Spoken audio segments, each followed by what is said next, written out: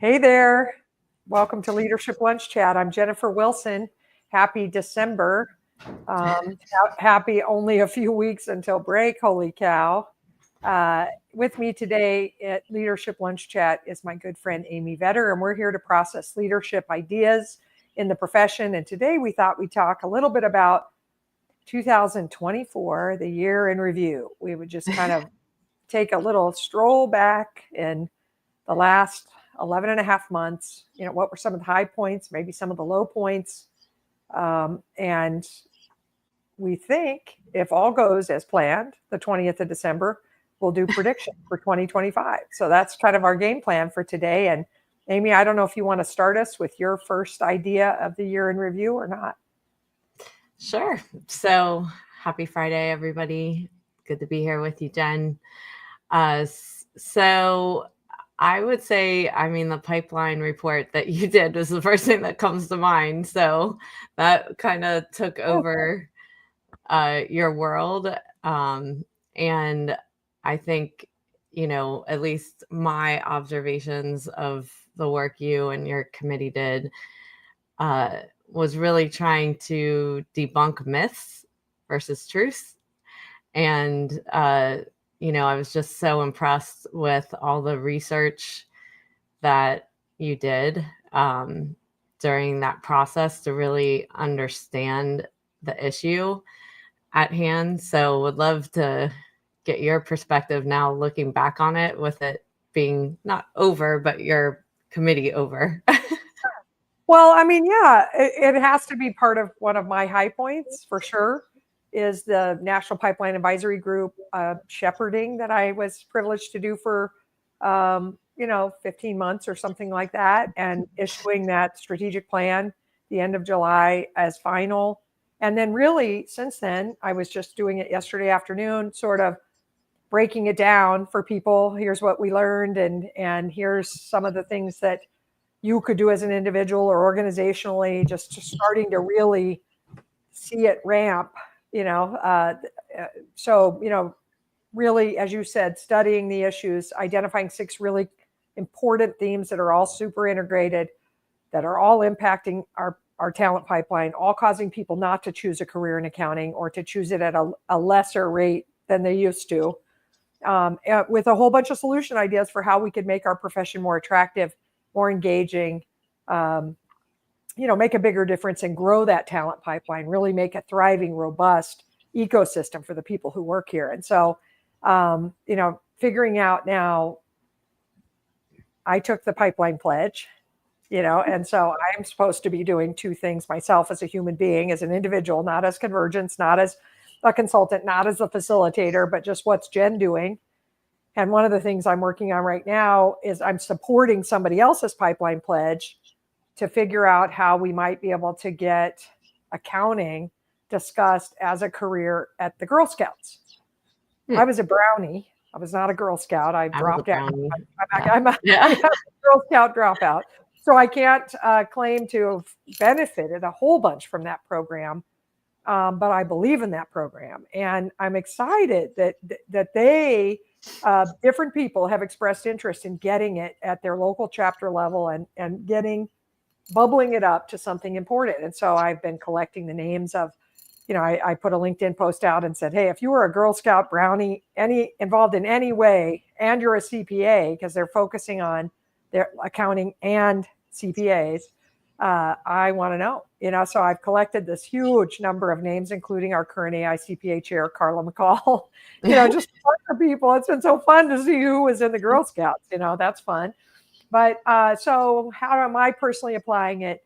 How are you and I and others helping firms make the shifts necessary at the firm and employer level, finance department level, really helping create strategy around that and change strategy, and then looking at what our profession is doing. Today is the last day for comments on a derivative or outcome committee from the NPAG, not a committee I shepherded, but one that was sort of born out of that effort, that has a proposal on the table right now for a competency-based framework, another pathway for licensure, and the comments are due today, as I understand it. And so seeing what happens with those comments and what will be next there on licensure. Just hoping that we can get some real momentum going. It's the report itself being issued was the starting line, not the finish line. And so I hope in 2025, everybody listening and anybody you and I know and everybody we know will get busy making the shifts we can make individually and organizationally to attract and retain more talent. Yeah. Yeah. I think, what I've observed since that time of that report coming out is just a lot of movement and different thought about around the 150 and how it's moving through. So even if it can be a divisive topic, I think there's more understanding that there's more options and possibilities than one. For sure. So, and there were always multiples, masters or an extra 30, and so having some additional pathways makes a lot of sense. I'm, praying that our whole profession is going to move away from inputs to outputs and not say 150 or 120 and not have any other rule or law specify a number of hours, but instead a bachelor's degree, because in case the number of hours for that starts to go down or up, we're not, back changing rule and law. But yeah, I mean, it was clear. Many things were clear in that process, but one was the additional time and cost of education is a prohibitor for some. It is a barrier, and so it has been exciting. I've said it before, probably on Leadership Lunch Chat. Sorry to be repetitive, but I'm super proud of the swift movement and discussions of that committee and their quick movement toward a proposal. It may not be perfect, and I hope everybody comments on it by the end of the day today. Their first draft of UAA language, and the derivative first draft of UAA language, which that review comments are due the end of this month.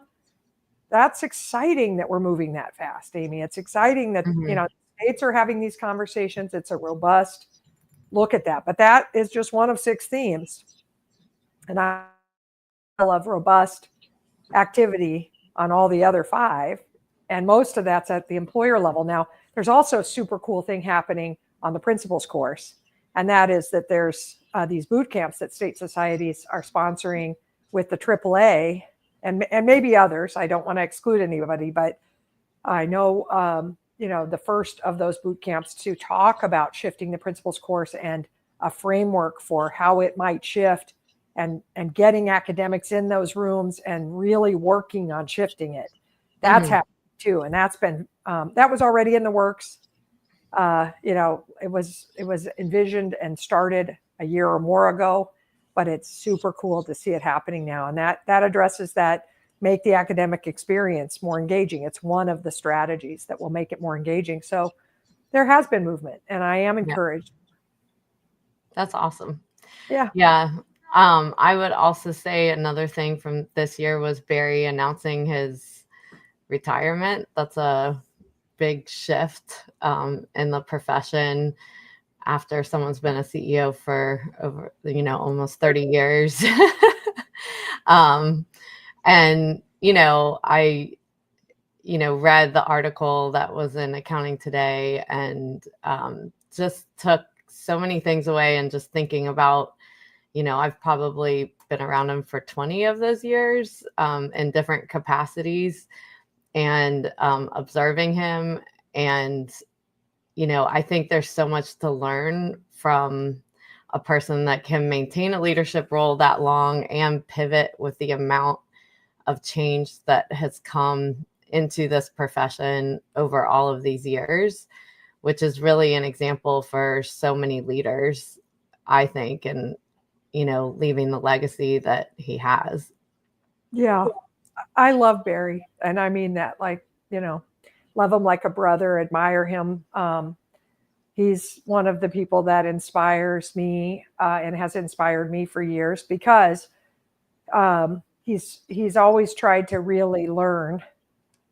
He maintains a very wide and deep knowledge on a lot of things related to the profession. and has talked to a lot of people and listens. You know, I know some don't appreciate when he digs in and has a position that they don't appreciate. And he and I have, I always say, if I'm lucky enough to get to sit next to him at a dinner somewhere, we're going to debate. Yeah. It's going to happen. We're going to debate. We don't agree on everything, but it's such a respectful debate and such an opportunity for me to learn. And then I know that he's willing to hear from me and learn from what I believe and see and know or feel. And it's just, it has been amazing to watch all the change that's happened. And it's both him driving change, but also being responsive to it. And some may argue, hey, this latest round of talent pipeline issues, maybe we didn't change fast enough. I don't know the answer to that question. I wasn't in a position to have a strong feeling that change was needed until I did that study. Right. So I'm not smart enough to gauge whether it was fast enough or not. And I refuse to say that that there's anything that would mar the legacy that Barry has left, because it's amazing what's happened for our profession. If you think about it, while we have a talent pipeline issue, we have some other issues. It's a thriving profession. It's a great place to work. It's a great place to build a career and make money and make a difference. It's, you know, and so I'm sad he's leaving, but I'm also excited about the new era. I really am. It's appropriate, right? Next generation happens, transition happens. And so that's the other, right? I think the important part, one thing I just want to stress that he has done that you just said is continuously listen. Someone in his position does not need to travel as much as he does. I mean, he travels a ton, but he definitely probably attends things that he doesn't need to attend. And I've always observed that from afar. And it's something that in leadership that, you know, when we talk about pipeline issues, also in that report is about retention. And this is an example of getting to know people and not being like, oh, I'm too high up to get to know all these different facets of the profession, all these different organizations. It can be a small organization, a large organization, getting their viewpoints. It's the same thing as, you know, when you're a leader in an organization, really getting to know the people that work there and understanding what is happening in their lives and what is affecting them, because then you show that they matter, that they're human, that you see them. Yes. And that's one thing with Barry that I think is a great example for leadership, you know, that there isn't a generation he hasn't met. And, you know, because of his insistence to be there himself and not just rely on people underneath him to be there. And I think it's an example that so many leaders right now need to follow. To get out, to get to know every level of your organization, what their life is like, what their family life is like, what their experience is, understand from their shoes what their perspectives are, so that when you're making decisions about the future, you're thinking about it from their vantage point. I love that too. And I agree. I mean, he's, you know, directly delivered, you know, profession updates to all the states members at, you know, different kinds of members himself directly, not every year, all 54 jurisdictions, probably, I hope. But really a whole bunch of them, and not caring if it was a small meeting with a small group in a smaller state, caring about every single constituency. And I do think that, you know, while the wear and tear of the travel and all that stuff on your body and your personal life can be rough, being a person of the people is really important. And I do think that that's part of the winning formula. The other thing I thought about while you were talking, and I don't feel like it was as highlighted in the article. I love the article, by the way, Dan and company, about Barry, and thanks for that, because it's such a great way to share more about him. But one thing that I didn't know until I did this NPAG project was how involved Barry is with the National Committee for Diversity and Inclusion, and that he has been a member of that committee and like an attending member and a very participative member, learning about issues of underrepresented minority groups and what it is to be a better employer from a diversity, equity, and inclusion and belonging perspective. And just, like the NCDI, this group was one of our working groups on the project of studying the pipeline and really helping us understand underrepresented minority groups and how we could do a better job of bringing more diverse people into our profession. But I've discovered in that process, Barry's like an active participant in the meetings and, physically flies into those meetings, and not all the time, but I just was so impressed by he's not there trying to lead anything. He's in there learning, listening, just part of the committee. And I just loved it. And I think that we have to say that he's one of the long-term proponents of waking us all up in this profession, that we haven't been as inclusive and we haven't been as diverse. And I'm, really grateful to him for that. Yeah. I would say, looking at least from my vantage point, I don't have statistics on it. But actually, being at firms for workshops and retreats, I've been really pleased with how diverse the next generation is coming into these firms. And really, I think you're really seeing a difference from manager levels on down. And, are we where we absolutely want to be? We're always going to be striving for better, but man, is it different than before. And so what's going to be great is, those people spearheading into leadership and really shifting the look of leadership and the diversity of thought coming up. And, my wish is that, they do it. They don't leave these organizations because maybe they don't see themselves at the highest levels yet. But this is a turn of events, the turn of generations, and a turn of thought. And the work's been hard to shift this. And so now, it's their path to spearhead this for other generations and move into leadership and stay the course. Oh, bravo. Agreed. And Gen Z self-identifies, according to Pew Research, as like 41 or 42% non-white. So it would be pretty hard not to embrace diversity in younger generations, because just cultural diversity, that's one attribute of diversity. It's way bigger than that. But, next gen is more diverse, and we have to have a profession that appeals. And anyway, I just think that Barry was an early proponent of that, an active advocate and worker, and we've got to continue it. And I am concerned, like if I did a year in review on the downside, because right now it feels very, very positive.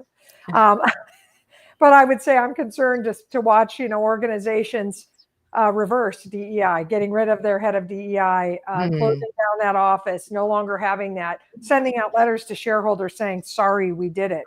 I posted something on Twitter recently and said, how could it have been a really important corporate strategy in 2020, 21 in the wake of the riots and George Floyd and those things? How could it have been that important of a strategy? And now it's not important as a strategy. I don't get it. That's called fair weather friend, like pandering or something. And I'm sorry to say that, but it just really upsets me to see that reversal. And I believe in my heart, we can count on our professions, associations, and leaders not to be fair weather on this. And I pray that firms will not be fair weather on this, that they will not reverse, that they will continue to press, because we really need to attract and retain more underrepresented minority groups and really benefit from the diversity of thought and perspective that will bring to us and to clients and to our economy.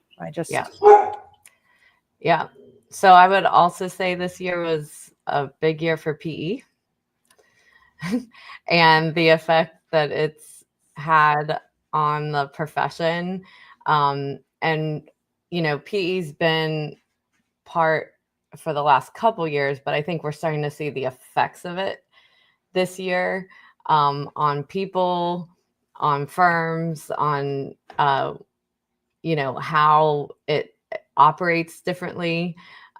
Because I think in the beginning, when a lot of these were coming in, it was like, oh, we'll stay status quo for a year. So no one really felt the shift right away. And now the shifts are definitely happening, and the pressure leaders are feeling to take a stand on whether, they're up for sale or whether they, plan to stay independent and so forth. So I think that's been a big shift in how we operate, how we think, and also even pushes for more of what you did in the pipeline report of what we need to do to retain people.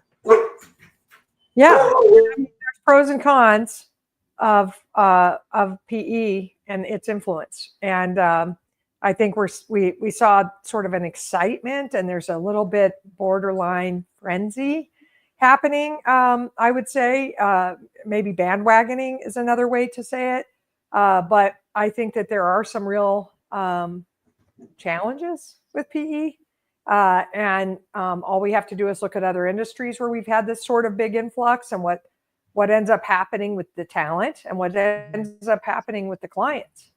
And so anyway, I'm reserved and concerned, I would say, especially from the talent perspective, especially from talent who feel like someday, kid, this will all be yours and you can make all these decisions, and just hang with us. You will own this firm someday, to, hey, it'll be good for you. You'll make a lot of money in this PE environment. That's a pretty sad shift for some of those middle leaders. They're not super stoked about it. I do think that part of the PE influence will be much stronger, louder, independent firms who are looking to position to take talent and clients that don't want to be part of that. Yeah. So it'll be very interesting. That's part of my 2025 prediction that we can get to next week, 2 weeks from now on the 20th. But just, I think there's a big opportunity inside of that for competitive positioning. Yeah. Well, Totally we're at time. Yeah. It felt like we probably should have started this 2 weeks ago and done part one. Something. But anyway, those are some big high points for Jen and Amy. And we would love to hear yours, so as you see this, if you would further it in social and ask for other people to tack on their highs and lows or their big year in review comments, we would really be grateful. We appreciate learning from you and listening and hearing your views as much as we appreciate the opportunity to share ours. And if you have any topical ideas for 2025 you want to make sure that we cover, please share those as well. We really appreciate you, and we'll see you all on December 20th. Thank you, Amy, and thank you, Caroline. Thank See you. y'all.